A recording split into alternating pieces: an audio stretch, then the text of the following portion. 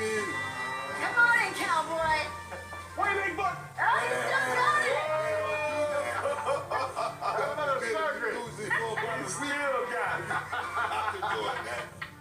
Don't, bro. Easy does it. Holy Andre. Oh, Andre. Look at that. What up, Booker T? Look out for you, brother. You are my friend. You remember what happened last night? All I'm the right. strongest man. How you doing, my brother? I'm good. I'm good. I'm sitting here with a king, a queen, and a god. Wrestling God. Surrounded by my two Texas buddies, two Hall of Famers, and beautiful Miss Renee. Just old me Live over kick. here. Congratulations, man. It's a whole lot of Texas going on right Can you now. believe when you and I started getting into the sportatorium back in the early 90s? Here we are sitting there. Double Hall of Famer. First overseas trip with you. Yeah. To Japan and South Korea. Yeah. Awesome trip. John, you finally find out you're going into the WWE Hall of Fame. How did that all go down? What was the phone call? What happened? Got the phone call. You know, that's a private matter between me and, fortunately, the chairman. We've had a wonderful relationship with. It was a dream come true. I grew up watching wrestling like Booker did. He was with Paul Bosch. You got to watch down in the great city of Houston. I wear the ring. I wear the ring with Paul Bosch. There it is. Right I watched the Fritz Weiner growing up. Got the Wrestle Later Sports World with Kerry and Kevin, and it's always been my dream. Going in the Hall of Fame, the life that I've had in wrestling, the reality has far exceeded the dream. I'm a lucky person. I wish I could do it all. I wish I could do it all over again. This is great. I mean, having you out here, finally going to the WWE Hall of Fame. What is one moment that you think defines the career of JBL? You've had so many moments. Defines JBL is Eddie Guerrero. There's no doubt about it. Defines me is Ron Simmons. The biggest break I ever had in my life was meeting Ron Simmons. You know, he's the best man at my wedding, and he gave a wonderful toast where he got a standing ovation. He said, "Till death do us part." You know, that's the friendship we've always had. Yeah. Tag team with him was probably the best thing for my career, but for JBL it was Eddie Guerrero. There's no doubt about it. When I came along and Eddie needed an opponent at the Staples Center, it was right after WrestleMania one year, after he won the title, JBL character was not working, and we weren't sure what we were going to do. I thought it was going to be one and done. Eddie and his brother Chavo came up with the idea of in El Paso on Mother's Day weekend, when they were honoring their deceased father, Gory Guerrero, of giving Miss Guerrero at 70-something years old a heart attack and having her carted out in an ambulance. I've never seen a crowd get that quiet. We had state troopers around. They literally had to give me a police escort outside of El Paso. They said, "Don't come back. We can't guarantee your safety. Drive all the way to Odessa," which I did. When that clip aired and people saw what I did to Eddie Guerrero's mother, everywhere we went, it looked like it was 99% Hispanic audience. They all wanted to see me die. We sold out the Staples Center coming up, and had a jumper, a coach the next week. You know, then Eddie would tell me. Eddie called me the next week. He goes, "Man, I did it for you, Essie." He goes, "When you get on the microphone, tell them my ancestors came over here in a boat not a minute or two." And I said, "Eddie, you're gonna get me killed." He goes, No, it's good heat. It's good heat. Which was there the whole time. It was the heat I had was unreal. I had to have security everywhere I went, man. And it was all thanks to Eddie Guerrero. He cared that much either for me or for the business, whatever it was. To this day, if it wasn't been for Eddie, JBL would not be here today, and I certainly would not be going to the Hall of Fame. Wow. John, you were unapologetically a heel. If you read the internet, Do you regret not reciprocating the love to the fans? absolutely not. No, absolutely not. No, hell no. No, because, you know, a person goes to Broadway, they don't want to know that the Phantom of the Opera is actually a waiter at Del Frisco. They want to believe you're that villain. They want to believe you're that bad guy that they come to see. I wouldn't allow WWE to sell any merchandise of me, no JBL shirts. I didn't want anybody interested in cheering me. If you have a heel section, you have failed as a heel. If people say, "Oh man, that heel, the bad guy is real getting over," you're failing.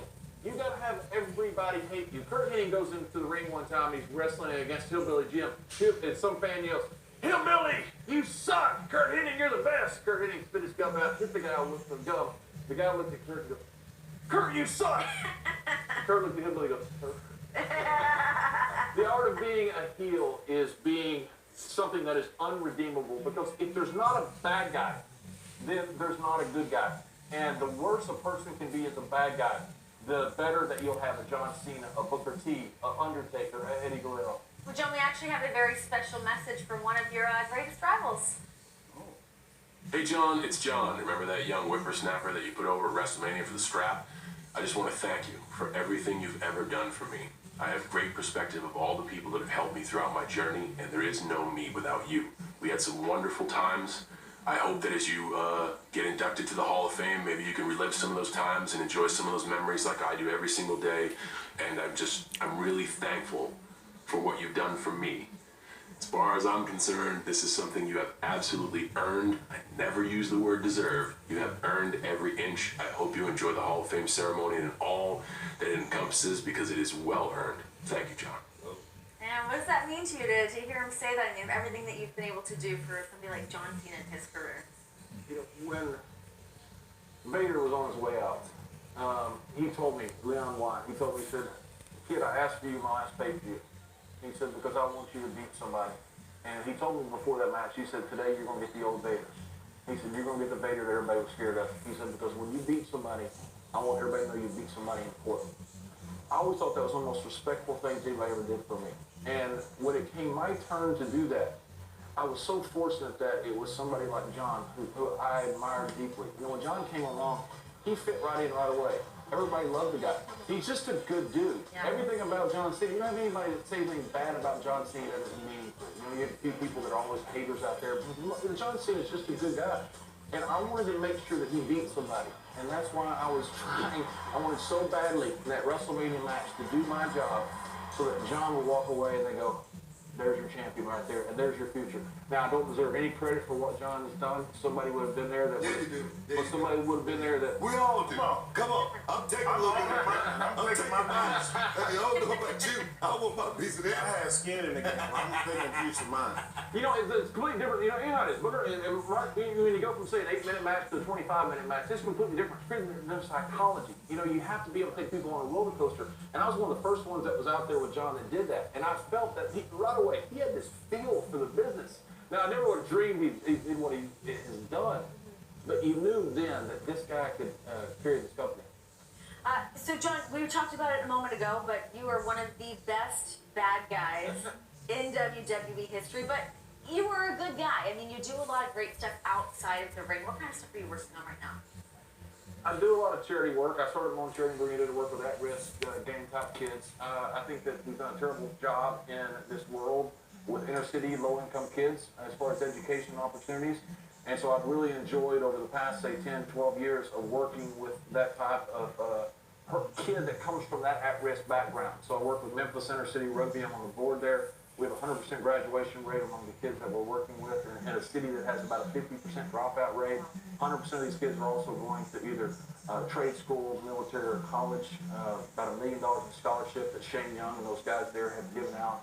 Doing the same thing in D.C. right now with Old Glory and D.C. Youth Rugby starting up a program.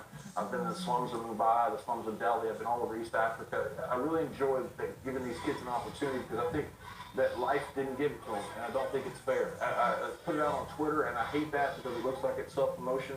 It's not. I would never do it except for the fact I get funding from it, and I get a lot of funding and support off social media. Awesome. Well, John, thank you so much, and congratulations going into the WWE Hall of Fame. It's all welcome to the club, baby. Welcome to the club.